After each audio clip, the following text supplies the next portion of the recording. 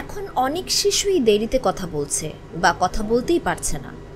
ভাষা বিলম্ব বা স্পিচ ডিলে রোগে আক্রান্ত হচ্ছে আদরের শিশুরা।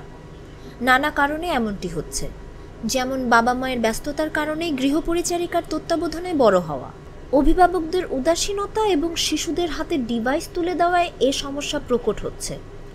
বাংলাদেশে আমরা এমন অনেক শিশু পাচ্ছি যাদের বিভিন্ন ধরনের ভাষা বিলম্ব, সামাজিক যোগাযোগের সমস্যা, তারপরে চোখে চোখে তাকাচ্ছে না, ঠিকমতো মনোযোগ ধরে রাখতে পারছে না, নাম ধরে ডাকতে তাকাচ্ছে না, বেশ অস্থির, এরকম অনেক শিশু আমরা পাচ্ছি। এই শিশুদের একটা বড় অংশ আমরা দেখছি যে তারা কিন্তু কোনোভাবেই কথা বলছে না বা যোগাযোগ করছে না। এটি নিয়ে মা বাবা বা পরিবারের যারা সদস্যরা আছে তারা কিন্তু বেশ উদ্বিগ্ন হয়ে পড়ে এবং সেই সমস্যা অনুযায়ী তাদেরকে চিকিৎসা প্রদান করা। এই ক্ষেত্রে সবচেয়ে বড় ভূমিকা রাখেন একজন স্পিচ অ্যান্ড ল্যাঙ্গুয়েজ থেরাপিস্ট, চিকিৎসক।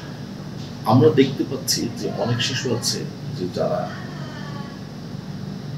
পরিবার থেকে যেই ভাষার বিষয়ে শিক্ষা, সেই শিক্ষাটা তারা পাচ্ছে না। ফলে খেলার মাধ্যমে আমরা যেটা জানি যে শিশু ধীরে ধীরে শিখতে পারে, সেই বিষয়টা কিন্তু বিঘ্নিত হচ্ছে। অনেক শিশু দেখা যাচ্ছে যে ফোন বা গ্যাজেট বা টেলিভিশনের স্ক্রিনে আসক্ত হয়ে পড়ছে। বয়স অনুযায়ী সেখান থেকে তারা কোনো কিছু শিখছে না। মানে প্রপার এজে বাচ্চারা যে শব্দগুলোর যে সাউন্ড, যে ভোকাবুলারি তাদের ডেভেলপ হওয়ার কথা, সেই সময় যদি না হয় সেটাকে আমরা ডিলে বলি। যেমন 6 মাস বয়সে বাচ্চারা কিছু ব্যাবলিং সাউন্ড শুরু করবে, নাম ধরে ডাকলে সাড়া দিবে বা ঘুরে তাকাবে।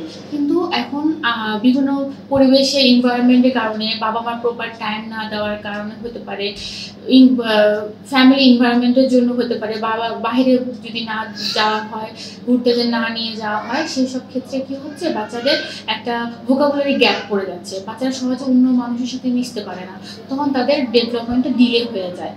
কিন্তু আমরা এখানে আমাদের থিওরি অনুযায়ী আমরা বলতে পারি যে 1.5 থেকে 2 বছর বয়সে বাচ্চাদের 50,000 শব্দ মানে ভোকাবুলারি তাদের ডেভেলপ হয়। তাদের ডেভেলপমেন্টটা আনতে পারছি না। কেন পারছি না? কারণ হচ্ছে আমরা বাচ্চাদেরকে সময় দিচ্ছি না।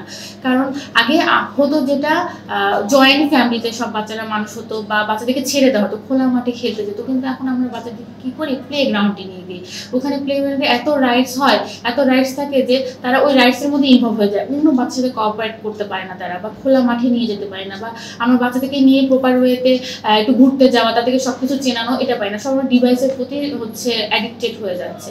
কিন্তু এখন বাবা মাদের উচিত যে বাচ্চাদেরকে একটু টাইম দেওয়া। টাইম মানে কি, শুধু আমরা এখন যেটা বুঝি যে বাচ্চাদেরকে একটা বই দেখিয়ে এটা আম, এটা কলা, শুধু এটাই না। বাচ্চাদেরকে রাস্তায় নিয়ে যাওয়া, আসলে রাস্তায় আমরা রিক্সা কীভাবে ডাকি, আমরা ভ্যান থেকে সবজি কীভাবে কিনি, তারপরে হচ্ছে আমরা খোলা মাঠে একজন জগিং করছে, একজন বসে বাদাম বিক্রি করছে, এই যে সব কিছু যাতে পরিচিত করে দাও। এতে বাচ্চাদের কী হবে, ভোকাবুলারি ডেভেলপ হবে।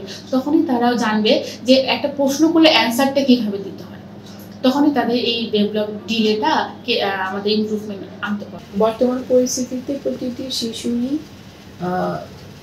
এরকম একটা পরিবেশ দরকার যেখানে তাদের স্বাভাবিক শারীরিক এবং মানসিক বিকাশটা হয়।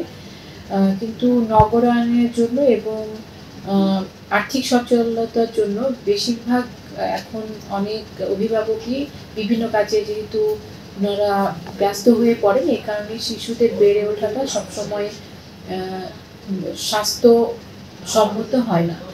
তো আমরা যেটা দেখি যে শিশুরা প্রথম 3 বছর তাদের স্বাভাবিক শারীরিক এবং মানসিক বিকাশের জন্য খুবই প্রয়োজনীয় একটি সময়। এই সময়টা যদি যারা অভিভাবক আছে এবং যারা পরিবারের অন্যান্য যারা সদস্য রয়েছে তারা যদি শিশুকে পর্যাপ্ত পরিমাণে সময় না দেন, শিশুরা যদি মোবাইল ফোন, টেলিভিশন এগুলোতে বেশি ব্যস্ত হয়ে যায় এবং তাদেরকে যদি একটি